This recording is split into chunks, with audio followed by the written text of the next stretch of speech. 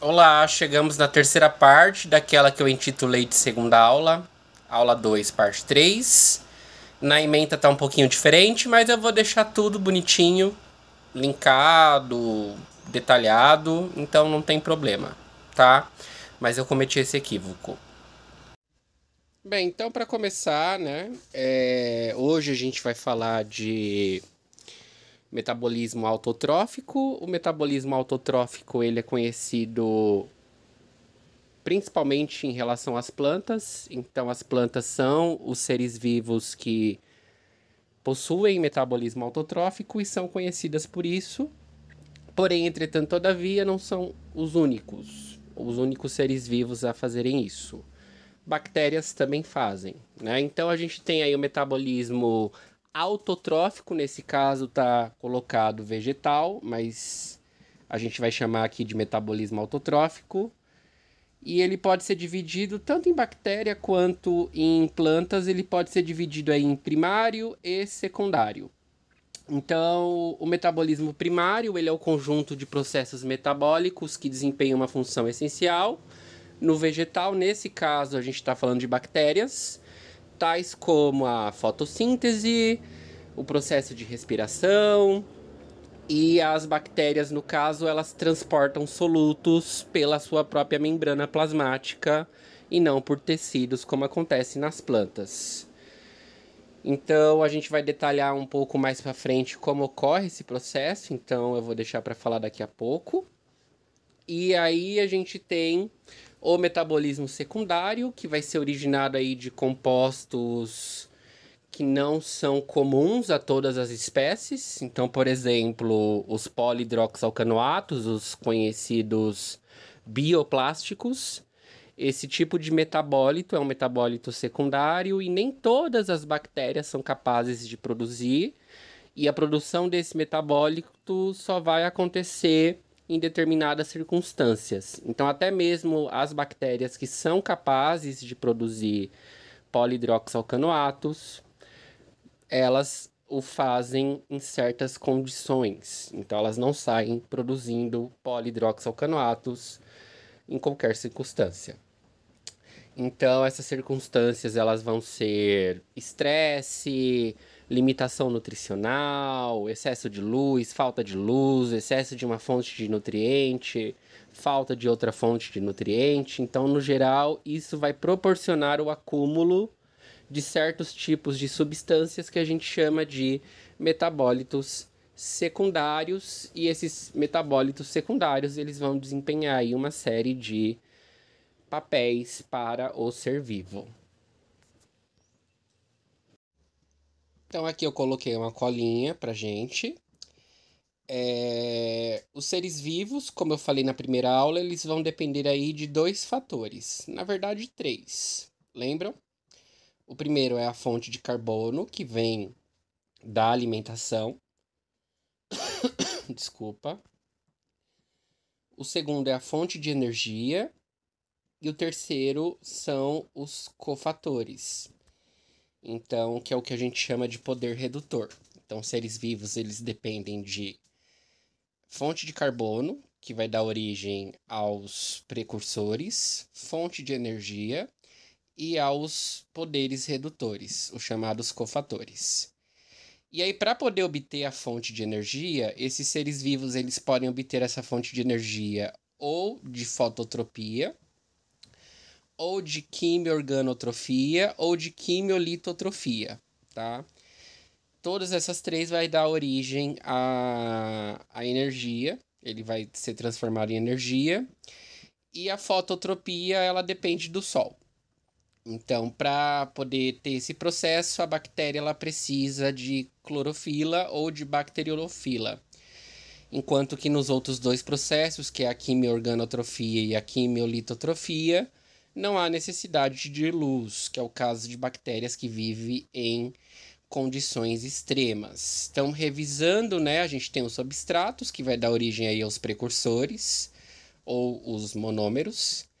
Esse substrato ele vai ser ou catabolizado, ou seja, ele vai ser quebrado em moléculas menores, que vai dar origem aos produtos catabólicos. E aí a partir da ligação química entre as moléculas que compõem esses substratos, vai ser liberada energia, e essa energia ela vai ser consumida pelo metabolismo anabólico, que vai fabricar moléculas maiores. Então, em uma parte do metabolismo ocorre a produção de energia, e numa outra parte do metabolismo ocorre o consumo de energia. Existe aí alguns tipos de metabolismo, então não são apenas esses aqui, né? Então não é só fototrópico, quimio-organotrófico, quimiolitotrófico.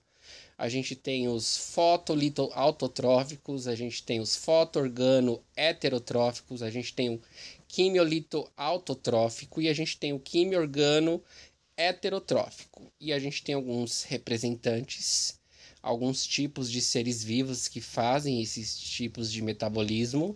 As bactérias, claro, não a mesma espécie, mas a gente tem representantes do reino Monero, chamado reino Monera, né? A gente pode falar domínio Procária. A gente tem representantes do domínio Procária que se adequa a cada um desses metabolismos. Então, as bactérias, elas são os seres vivos mais versáteis metabolicamente falando. Alguns metabolismos, eles formam o que a gente chama de vias metabólicas. Nessa imagem, vocês podem ver que cada uma das setas, ou várias setas, ou conjunto de setas, está representado de uma cor. Cada uma dessas cores representa o que a gente chama de via metabólica. Então, o que vem a ser a via metabólica? A via metabólica nada mais é do que um percurso, ou seja, o caminho que uma determinada molécula ela vai tomar dentro da célula até ser transformada em outra molécula. Então, por exemplo, a gente tem aqui os polissacarídeos, como por exemplo açúcar. Então a gente tem glicose. Aí a gente tem sacarose, polissacarídeo. Aí esse polissacarídeo ele é degradado em monossacarídeo, no caso glicose. Essa glicose vai sofrer uma série de reações químicas até se transformar em piruvato. Esse piruvato ele já vai tomar outro caminho, podendo ser transformado em acetil-CoA ou uma outra molécula que também faz parte do metabolismo e também é essencial. O acetil-CoA, ele vai entrar no que a gente chama de ciclo de Krebs, tá?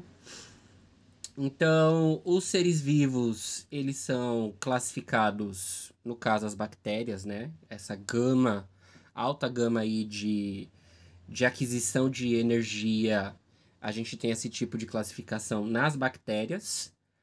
Existe fungos que fazem alguns tipos de processos metabólicos, existe plantas, porém todos esses tipos a gente tem apenas em bactérias. E aí a gente divide esses processos de aquisição de energia em anaeróbio e aeróbio. A gente comentou isso na primeira aula também. Bem, esse esquema, ele ilustra bem o que eu acabei de explicar. Então, a gente tem aí no item A, a gente tem um metabolismo fermentativo, que a gente chama de fermentativo, um metabolismo anaeróbio, ou seja, não ocorre a participação de oxigênio. Então, a gente vê a glicose. Cadê? A gente vê a glicose. Vamos aumentar aqui. A gente vê a glicose entrando. Essa glicose ela é quebrada. Lembra, quando ocorre a quebra de uma molécula, isso libera energia. Essa energia liberada, ela não fica solta na célula. Ela acaba sendo captada. Então, ela é captada por quem? Pelo NADP ou NADH, tá? No caso, NAD. Então, quando pega-se o NADP ou NAD, ele é transformado em NADPH ou NADH. Esse pH não tem nada a ver com... Claro, em algum momento vai ter uma relação, mas não é o pH que a gente mede nas nossas soluções químicas, tá? Atenção. Então, NADPH, o P vem de fósforo, tá? Fosfato. Então, a gente tem o ATP e o NADP. Quando ocorre a quebra, a gente tem o ATP, na verdade é ADP, tá? ADP virando ATP e o ATP, desculpa. O ATP é usado para fazer a quebra e a quebra ela gera energia. Essa energia gerada, ela é captada pelo NADP que se transforma em NADPH. Esse processo, ele é cíclico. Por quê? Porque o NADP, quando se torna NADPH, ele tem um número limitado de NADPs.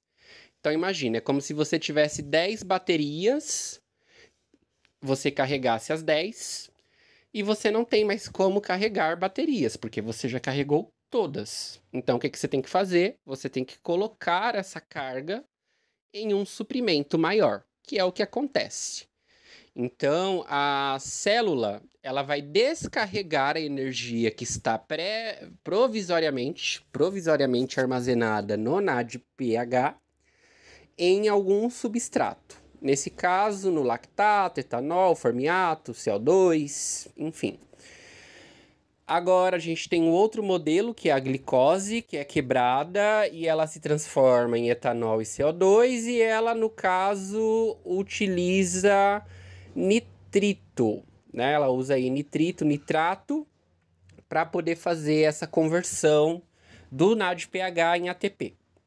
Então a célula vai usar esse tipo de estratégia. Na outra estratégia, que é o que a gente chama de respiração anaeróbia, tá? Então, nesse caso, ocorre uma respiração no item B, só que não tem a participação do oxigênio.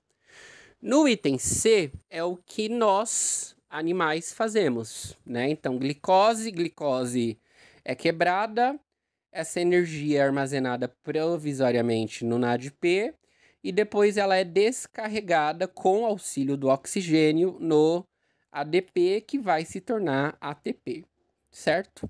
É muito nome, eu recomendo que vocês anotem numa folhinha, façam esquemas, pausem o vídeo, desenhem, tá? Para vocês irem lembrando como que são esses esquemas. No item D, a gente já tem um processo autotrófico, que é o que a gente está falando hoje, né? Então, a gente tem o CO2.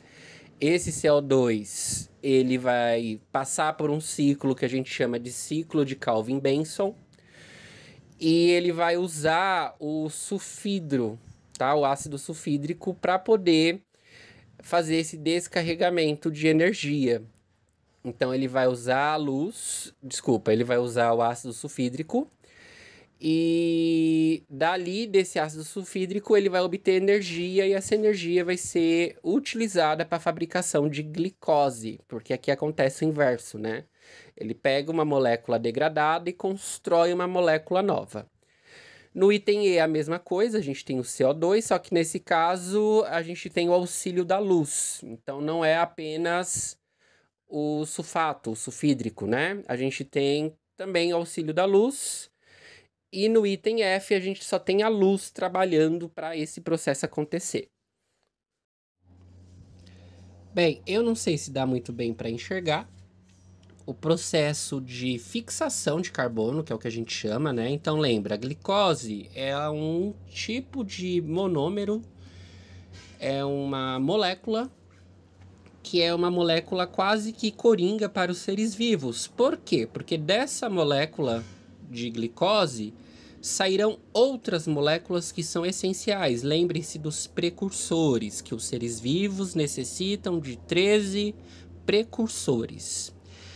Então, não sei se está dando para enxergar aqui, mas a primeira etapa do processo é realizada pela rubisco, tá? Que é uma enzima que também tem nas plantas.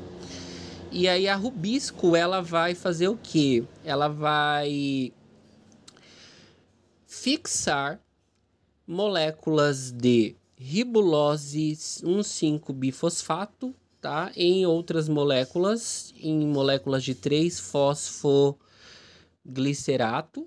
Vai haver aí gasto de ATP para esse processo. Então, ao longo de todo o processo, depois vocês podem, eu vou disponibilizar o material, porque é basicamente reações químicas acontecendo. Não tem muito segredo aqui, a não ser você lembrar o que está acontecendo. Mas, o que vocês precisam saber desse processo do ciclo de Calvin? Vocês precisam saber que ocorre gasto de energia. Então, a planta, para fazer esse processo, para produzir moléculas essenciais para o seu metabolismo, através do ciclo de Calvin-Benson, ela vai gastar energia para isso. Então, é um processo muito custoso para a planta. A planta gasta muita energia para produzir esses tipos de moléculas. E por que ela faz isso? Ela faz isso porque é essencial para a sobrevivência dela. Afinal de contas, ela só vai conseguir crescer, gerar frutos, flores, se reproduzir, se manter viva, se ela fizer a manutenção celular dela, ou seja, se a célula dela se manter viva. No caso, todas as células. Todas as células se mantendo viva, ela se mantém viva.